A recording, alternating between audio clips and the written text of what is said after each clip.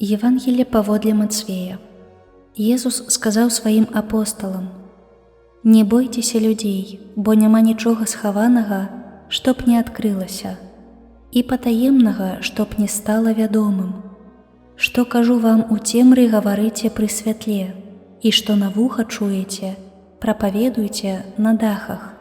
Не бойцеся тых, хто забівае цела, душы ж не могуць забіць, а больш бойцеся таго, хто можа душу і цела загубіць у гіене. Ці ж не два вераб'і прадаюцца за ас, і ніводзін з іх не упадзе на зямлю без волі айца вашага. У вас жа і валасы на галаве палічаны. Таму не бойцеся, вы вартыя больш за мноства вераб'ёў. Так кожнага, хто вызнае мяне перад людзьмі, і я прызнаю перад айцом маім, які ў нябёсах. А хто адрокся б ад мяне перад людзьмі, ад таго і я адракуся перад айцом маім, які ў нябёсах.